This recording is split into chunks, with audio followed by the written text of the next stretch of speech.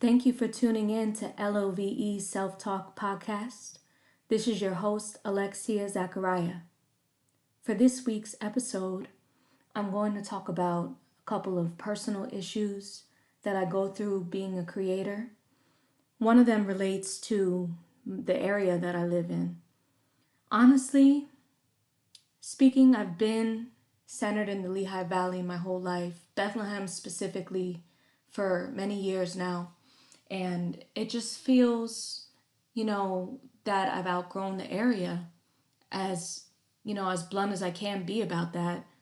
I don't feel the growth in this area. I struggle to get, shows in this area. I struggle to perform in this area, to get recognition at all. And the ironic part about Bethlehem, it's a very artistic city, but it's a very, what's the word? Closely knit circle. And if you're on the outside of that knit circle in this area, then you're kind of treated like garbage. And I don't know if other artists feel like that in the city, but I see a lot of cover artists, and I just want to vent about that. I see a lot of cover artists in the city. If artists are performing, they're performing other people's songs. And my thing is, people should be performing more of their original songs. Why do we live in a city where, it's more accepted to play other people's songs? I even tried to perform in the airport because they have a performance that you can do in the airport. And this is just the frustrations I have with this area. And because, I'm not a known artist, and because I believe that I'm BIPOC, as how I identify, and I don't necessarily sing other people's songs, just all those factors, the racism, it just all plays a factor into having a hard time performing. And, the specifics with the airport, that really got to me. I felt like it was a good opportunity, a great opportunity at that, and I was thinking, how many A&Rs must go in and out of the airport, or people in the music business? And it was awesome for exposure. But, it just seems they always have a reason to say no. And that's the frustration with being BIPOC and being in this area. I feel like it's a very prejudiced area as it is. And I don't like to just say the area is that way, but that's how it is here. And, especially the current state of the country with Trump in, and, things have escalated. Everything's very tense. I wish he wasn't in, and I wish he wasn't doing what he was doing. And it's just very tense right now. I know other people, especially the artists out there, have to feel like that too. And it's just very, very frustrating. And then to add insult to injury, this is another thing I go through as a person, and not necessarily even just as an artist, but being Egyptian and Palestinian, we're not even recognized as people, as like our categorization is all messed up. And they're trying to fix it by putting us as MENA, but I don't really think it describes us accurately. MENA stands for Middle East, North Africa. I don't think that describes us. I don't think, the term Middle East was really it feels derogatory to me. It feels like it really, it came from the British describing where we were, in reference to them. Arab is not a good term for us either, like in my opinion. I feel like that's more the language, and that wasn't the original language. Being, Coptic Egyptian, Coptic was the language, but, that's besides the point. What I'm trying to say is there's so many barriers, and then I get frustrated with the categorization. I identify with the African diaspora, and I believe that other people that are Egyptian or, Palestinian should do the same. We're all separated in the diaspora, and I don't think that that is going to be something that helps any artist, out there, person. Um, but especially in the music industry, it's all about how you look. It's all about, your name, where you come from. So there's so many factors and there's so many reasons why I'm frustrated with the whole music scene. And I wish, and hope and that these things change and we can just start embracing our background and embracing ourselves as artists. Because I don't really think that these things should define us as much as they do. But I don't think all these categorizations in this country even define us accurately. It's like we'd rather hear from the government who we are than to actually look into the background of who we are, or to actually hear somebody from that culture say who we are.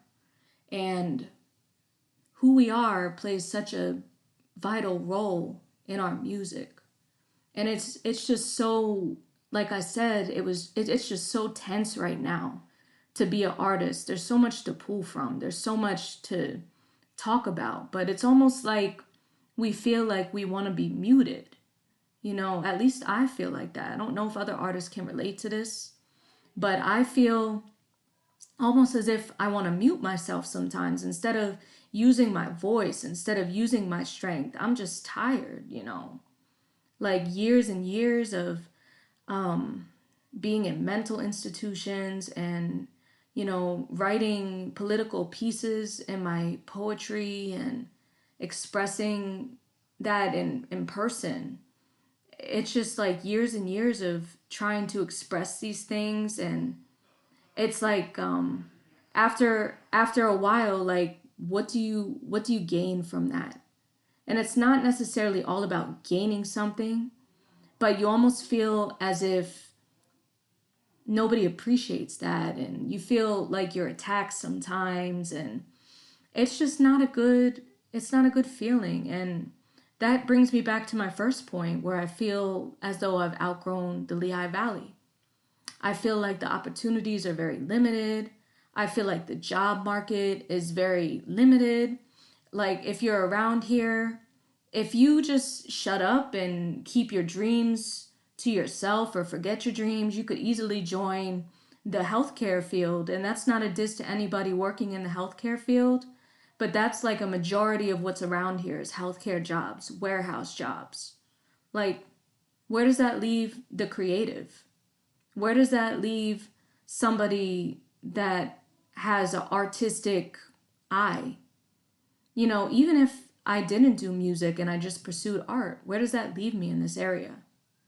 It's almost like this crippling depression that I have sometimes, where I feel like I can't get out of this area financially, but I feel like my soul needs to move.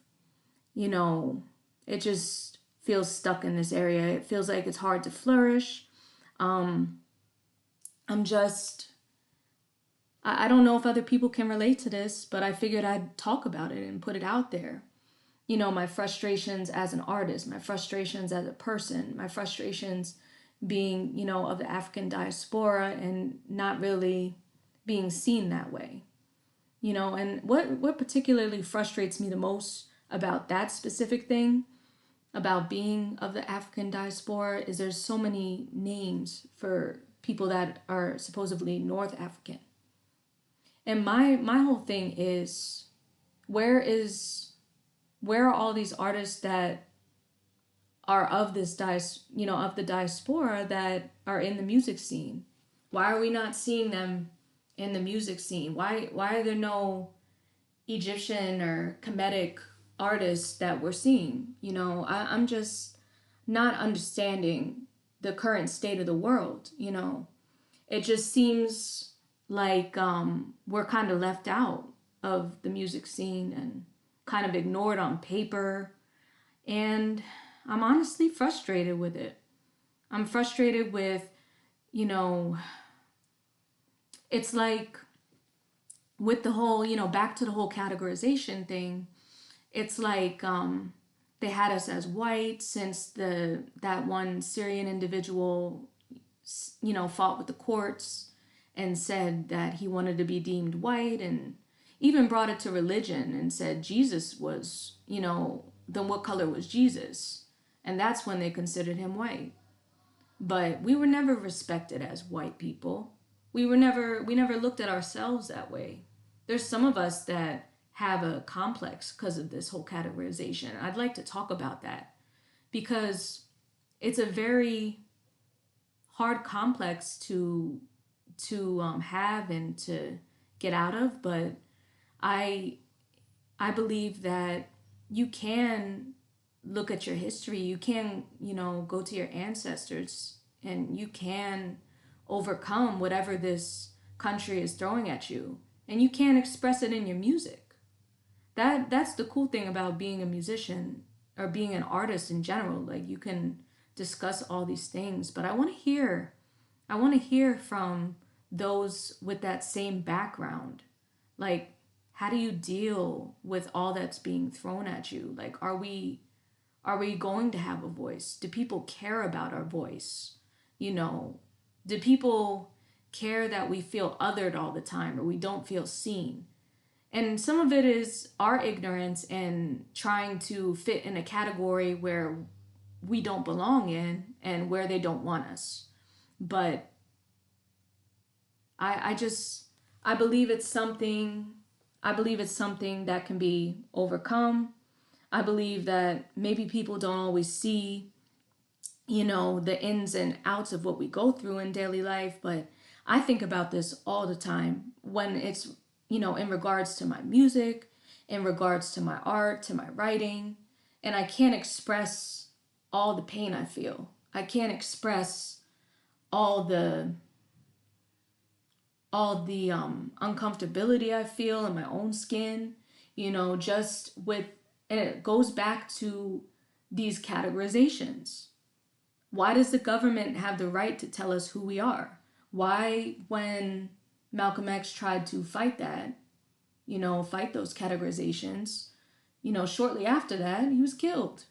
It just seems like that has such an influence in someone's life, and in my life particularly, but I'm sure with your life too. Like, and these things, these categorizations, I feel like they do more harm than good sometimes. And, that's my opinion.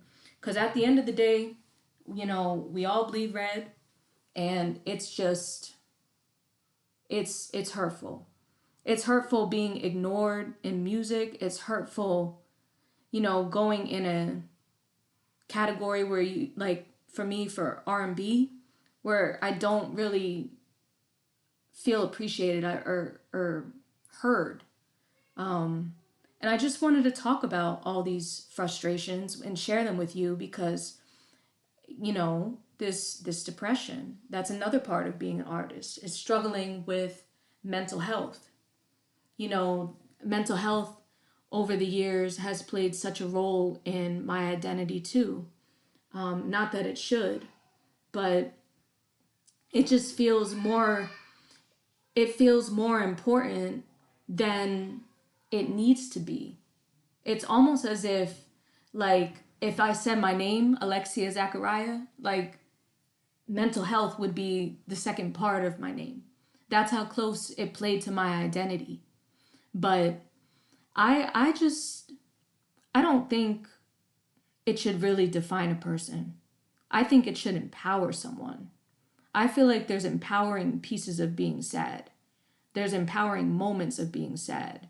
And there's a reason for the sadness. There's a reason for the madness. Like, there's no reason to think that you're alone in your depression. There's no reason to feel like your lows overpower your highs, or, vice versa. But we all collectively have to get through this. We have to get through this as artists. We have to get through this as people. We have to get through this as a country. It's just like toxic with the president in, with Trump in. It's just toxic, man. And, our family, like my family specifically, has went through so much racism as a family, individually. And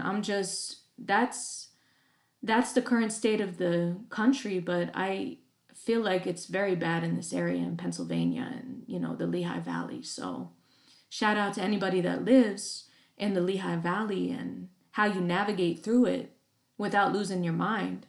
It's funny because not really funny in a haha way, but like in a way that makes you think, like how they have so many mental institutions around here and so many hospitals. Like, what are they doing to people around here? Even, for the movie Split, like whenever it's like some kind of mental institution movie, it's shot in Pennsylvania. What is the history behind that? Like, I would love to hear what people have to say about this in your own personal experiences, because mine have not been positive with this area. And honestly, like, if I could, I would get out of here. I would get out of PA so fast. I've been to California, different vibes. I've traveled like to Philly, different vibes. To Maryland, different vibes there. It was very nice in Maryland. Had a good time there. But I just would love to hear everybody's opinion, their vibes, what stresses you out the most as an artist. Let me know. Let me know, what you want to hear from me too. I went over a lot in this episode, and I hope that it touches at least one person, that I'm doing my job as a person, as an artist, as a creative.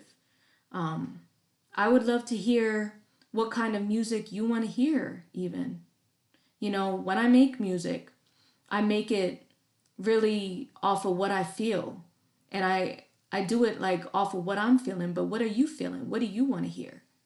What do you want to see from a painter even? Like, what do you want me to paint? I want to know, honestly, like just some feedback. Feedback from people, everyday listeners, everyday people. Like, I just want to hear what people have to say. And I really appreciate everybody for taking the time to listen. Thank you so much. Thank you for tuning in to LOVE Self-Talk Podcast. This is Alexia Zachariah. You can follow me on YouTube. On YouTube, it's at the official As a Us, all one word. Same with Instagram. Same with TikTok. So follow me on those socials. Connect with me. Let me into some feedback. And thank you so much for tuning in to LOVE Self-Talk Podcast. This is your host, Alexia Zachariah. Thank you so much.